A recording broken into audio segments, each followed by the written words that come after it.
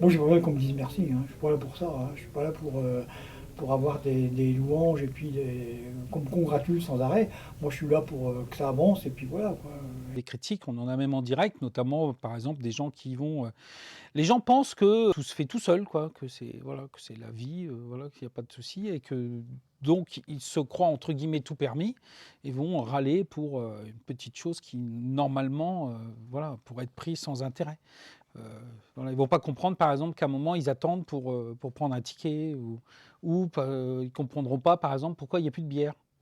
Bah oui, parce que malheureusement le fût est terminé. Enfin voilà, il y a des tas de choses comme ça où oui, on se prend des fois des trucs assez violents même. Hein. Ça peut être très violent, verbalement, heureusement, pas jusqu'aux mains, mais enfin ça s'est vu. Hein.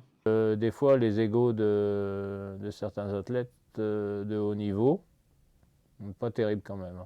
Je me souviens quand j'étais jeune athlète dans le Pas-de-Calais, Guy Drut, champion olympique à Montréal du 110 mètres haies. Et lui, il avait tous les dons du ciel. Mais, sauf un, pas un sou d'humilité. On le connaissait, nous, hein, mais vraiment comme... des fois, il disait même pas bonjour. Alors, Oui, oui, c'est important de recevoir un merci, mais le plus important aussi, c'est justement c'est le comportement qu'ont les joueurs professionnels envers les adhérents sur des choses toutes simples, au moment de réserver une navette, au moment de prendre un cours de réservation.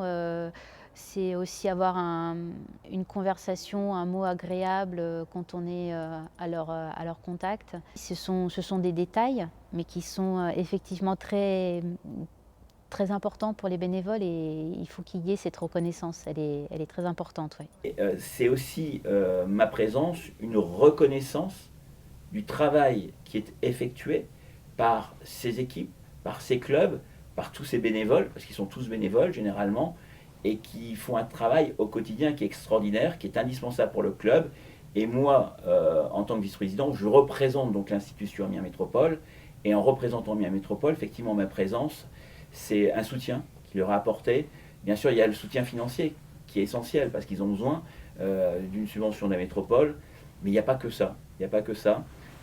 L'élu doit être présent au quotidien pour aller les supporter, les encourager lorsqu'ils organisent une manifestation, pour les accompagner, pour les aider dans cette organisation. Il y a des prêts de matériel, il y a des fois des aspects juridiques qui sont importants.